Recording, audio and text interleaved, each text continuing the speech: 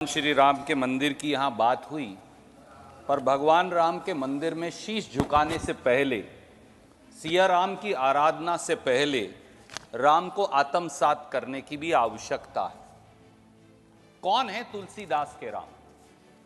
कौन है कबीर और रहीम के राम? कैसे हैं गांधी के राम? क्या है जन जन के राम?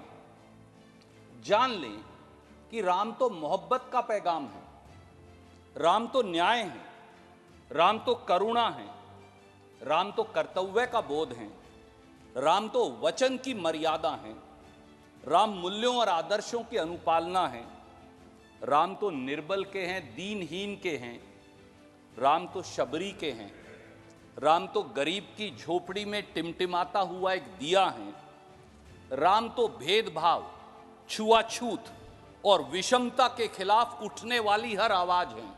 इसीलिए राम सत्य हैं।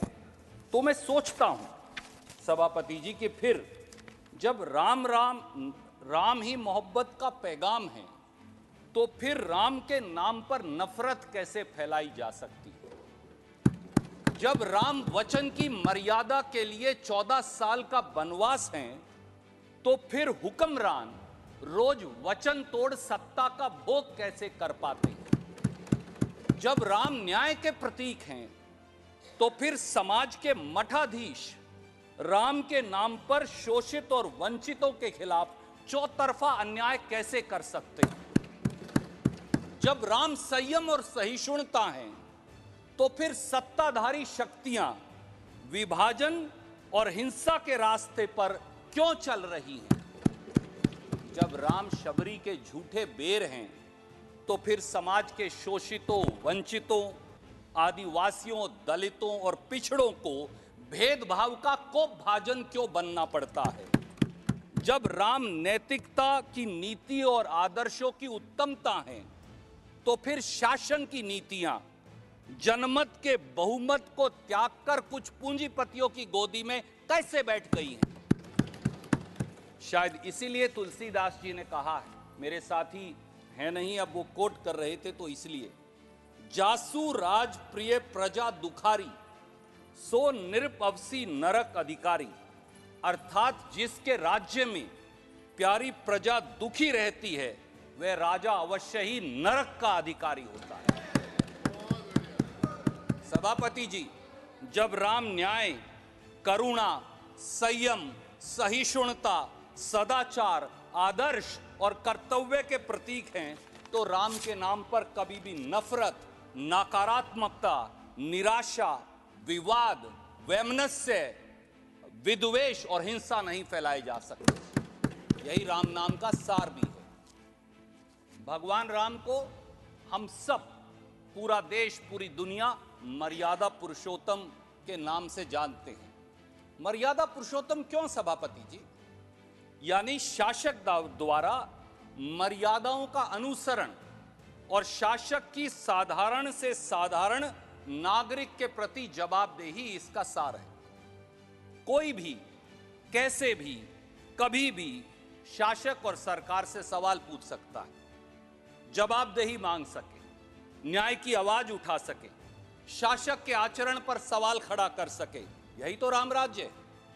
तुलसीदास जी के रामचरितमानस के उत्तरकांड में भगवान राम इसी लोकतंत्र की व्याख्या करते हैं, जब वो जनमत से संवाद करते हैं, और मैं वो 4 लाइन यहां पढ़कर बताना चाहूंगा। सुनहु सकल पुरजन मम बानी, कहूं न कछु ममता उर आनी, नहीं अनीति नहीं कुछ प्रभुताई, सुनहु करहु जो तुम ही सोहाई, सोई सेवक प्रियतम मम सोई, मम अनुशासन माने जोई, जो अनीति कुछ भाषो भाई, तो मोही बरजहु भय बिसराई। अर्थात राम कहते हैं, मैं राजा तो हूं, पर बेलाग कहता हूं, हे अयोध्या जन, आप अपने विवेक से सुनने और करने को स्वतंत्र हैं। अगर मैं भी अनीति करूं, राम ये कहते हैं, अगर मैं भी अनीति करूं तो आप मुझे रोक देना। क्या राम की इस मर्यादा की कसौटी पर आज के शासक और हुक्मरान खरा उतरते हैं? क्या आज सवाल पूछने पर आवाज दबा नहीं दी जाती? क्या सत्ता से सवाल पूछना अब जेल जाने का रास्ता नहीं बन गया? अभी एक्सटेंडेड टाइम पे हैं आप। क्या शासक के आचरण और नीतियों पर सवाल अब ईडी, सीबीआई, इनकम टैक्स का कोप भाजन बनने पर मजबूर नहीं कर देते? क्या शासक के अंदर एक साधारण व्यक्ति के सवाल पूछने की हिम्मत बची है? शायद इसीलिए तुलसीदास जी ने रामचरितमानस में राम राज्य की अवधारणा को लेकर कहा, दैहिक देविक भौतिक तापा, राम राज नहीं काहुई व्यापा, सब नर करही परस्पर प्रीति, चलही सब सर्वधर्म निरश्रुति नीति। अर्थात राम राज्य में किसी को तकलीफ नहीं होगी, न बेरोजगारी थी, न महंगाई थी, न संस्थाओं का दुरुपयोग किया जाता था। इतना ही नहीं, सभी धर्मों के लोग परस्पर सद्भाव से रहते थे। क्या वर्तमान सत्ता और उसके शासक इस सद्भाव और सदाचार पर खरे उतरते हैं? मैं ये उनके विवेक पर छोड़ता हूं। सभापति जी, महात्मा गांधी भगवान राम के सबसे बड़े उपासकों में से एक थे। उनके प्रिय भजन रघुपति राघव राजा राम, ईश्वर अल्लाह तेरे नाम, सबको सन्मति दे भगवान, ये आवाज आज भी हमारे कानों में गूंजती है।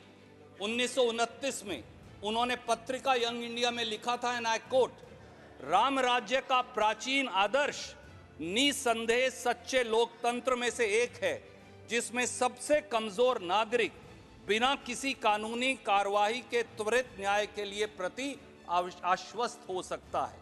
क्या आज का शासन महात्मा गांधी की राम राज्य की इस परिकल्पना पर खरा उतरता है? मैं ये उनके विवेक पर छोड़ता हूं। सभापति जी, उत्तर भारत, खास तौर से हरियाणा में जब हम एक दूसरे को मिलते हैं तो राम राम कहते हैं। लक्ष्मण जी भी कह रहे थे। इस 2 बार राम के उच्चारण का मतलब क्या है? एक राम वो हैं जो वचन की मर्यादा के लिए महलों को त्याग कर 14 साल वनवास में चले गए थे, और एक राम वो हैं अयोध्यापति जो न्याय और प्रेम के प्रतीक हैं। इसीलिए कबीर जी ने कहा था, मैं कॉन्क्लूड कर रहा हूं, उन्होंने कहा था, मोको कहां ढूंढे बंदे, मैं तो तेरे पास में, ना तीर्थ में, ना मूरत में, ना एकांत निवास में, ना मंदिर में, ना मस्जिद में, ना काबे कैलाश में, ना मैं जप में, ना तप में, ना मैं व्रत उपवास में, ना मैं क्रियाक्रम में रहता, ना ही योग संन्यास में, नहीं प्राण में, नहीं पिंड में, ना ब्रह्मांड आकाश में, ना मैं त्रिकुटी भंवर में, सब श्वासों के श्वास में, खोजी हुए तुरंत मिल जाऊं एक पल की तलाश में। मेरी पार्टी ने सदैव कहा कि जो निर्णय सुप्रीम कोर्ट से आए उसे सब देशवासी स्वीकारें। सुप्रीम कोर्ट के 9 नवंबर 2019 के निर्णय के अनुसार श्री राम मंदिर का निर्माण हुआ है, इसका सह सम्मान है। पर यह भी जान लें कि राम प्रेम है, न्याय है, सहिष्णुता है, सदाचार हैं, आदर्श हैं। अगर ये सब हैं, पर राम नाम और राम दलगत राजनीति का विषय नहीं हो सकते। राम नाम को राजनीतिक वोट के लिए इस्तेमाल करना पाप है। राम के नाम पर नफरत फैलाना महापाप है, और राम के नाम पर हिंसा नरक का रास्ता है। इसलिए अब भी अगर आप नहीं बदले तो भगवान राम आपको कभी माफ नहीं करेंगे। जय सिया राम।